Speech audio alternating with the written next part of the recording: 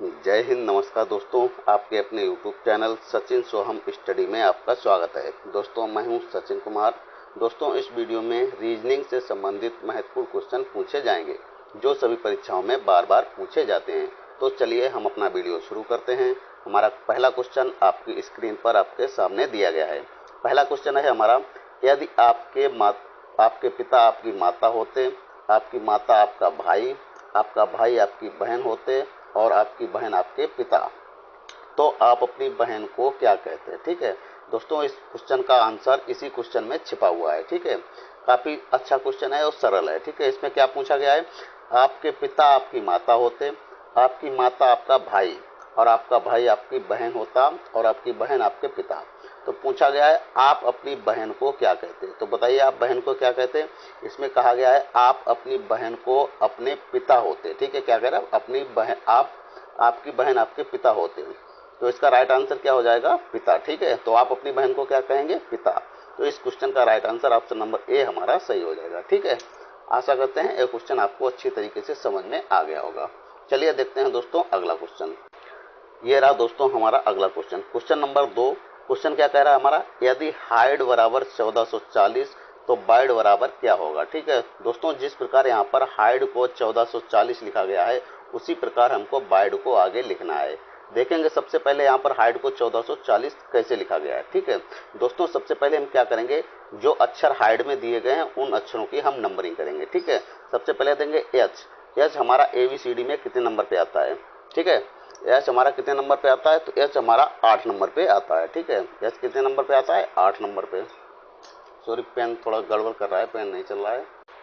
तो हमारा यहाँ पर एच हमारा आता है 8 नंबर पे और आई हमारा आता है 9 नंबर पे और डी हमारा आता है यहाँ पर 4 नंबर पे और ई हमारा आता है यहाँ पर 5 नंबर पे। ठीक है, तो अब क्या करेंगे, इनका 8, 9 और 4, 5 का आपस में हम गुणा कर लेंगे।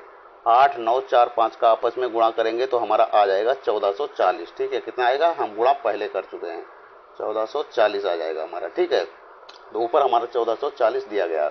उसी प्रकार हम क्या करेंगे, WID को नंबरिंग करेंगे। ठीक है, W ये हमारा ऊपर लिख लेते हैं यहाँ पर, WID और ई। ठीक है, इनकी नंबरिंग करेंगे। W हमारा कितने नंबर पे आता है, तो W हमारा जो आता है 23 नंबर पे। कितने नंबर पे आता है, 23 नंबर पे।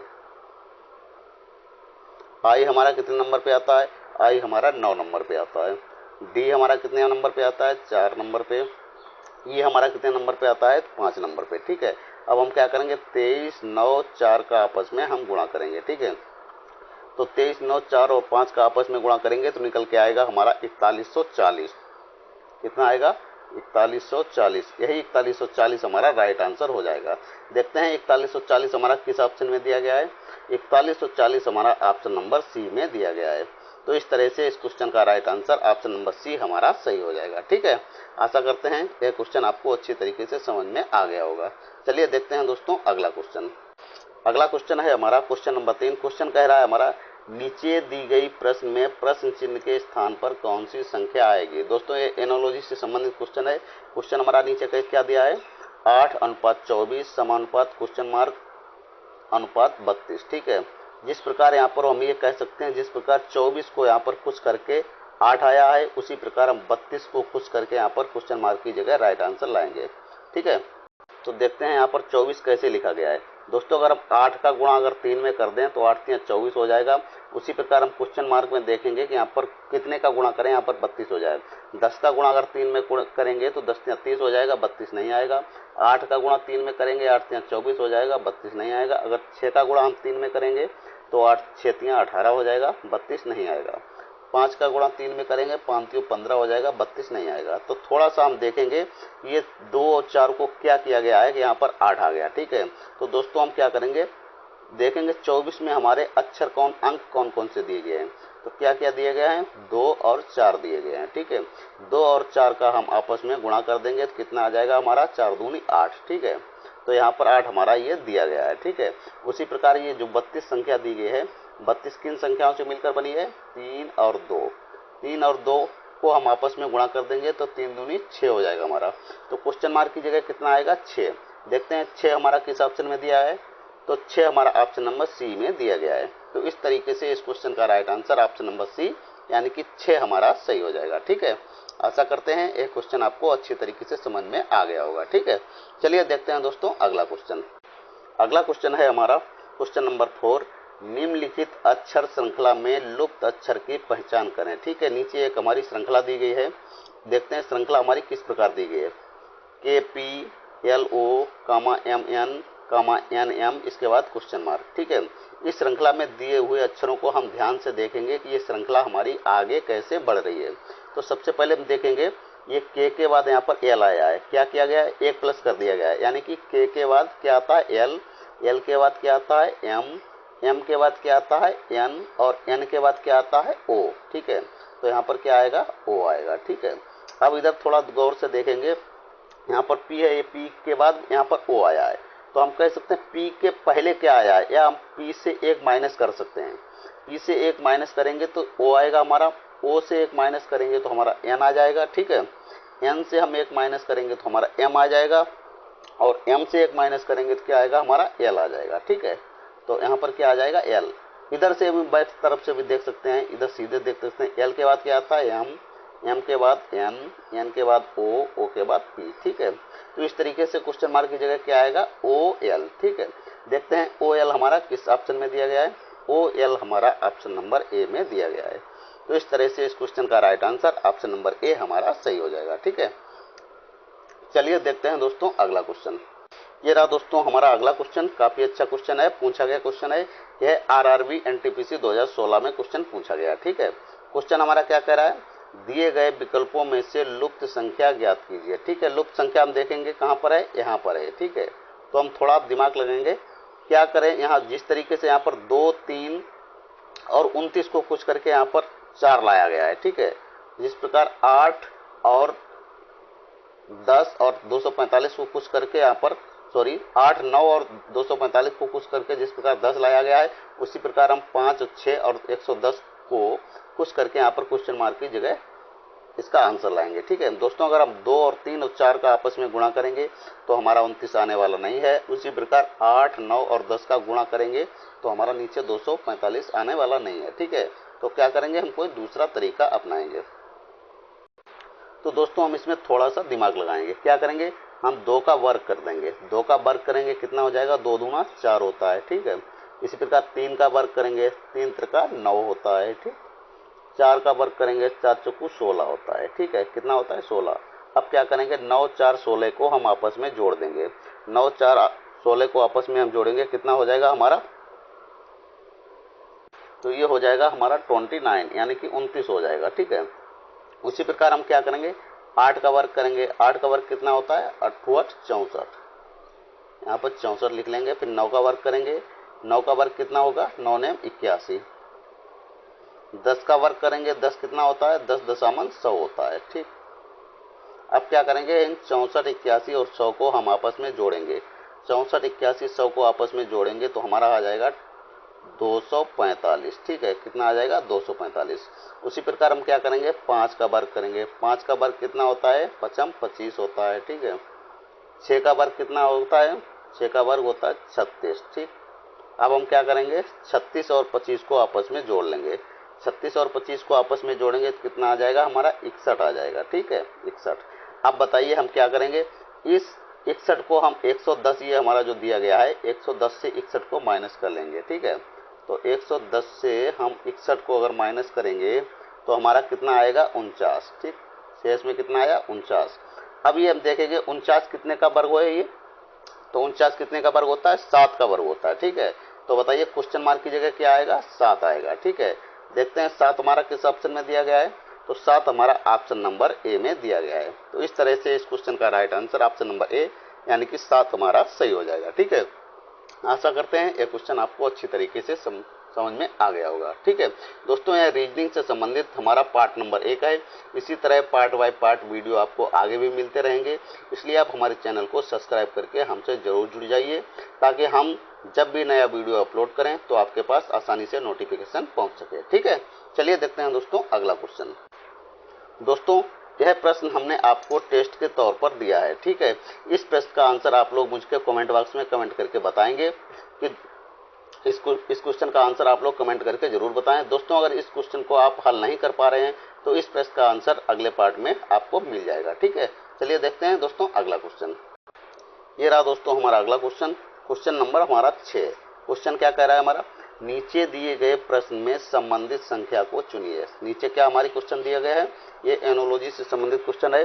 क्वेश्चन है हमारा 56:60 समानुपात 75 क्वेश्चन मार्क, ठीक है। जिस प्रकार यहाँ पर 56 को 60 लिखा गया है उसी प्रकार हम 75 को आगे कुछ भी करके राइट आंसर निकालेंगे, ठीक है। तो दोस्तों अगर हम 56 में +4 कर देंगे तो 60 हमारा हो जाएगा, ठीक है। उसी प्रकार हम 75 में अगर हम 4 जोड़ देंगे तो कितना हो जाएगा, 79 हो जाएगा, ठीक है।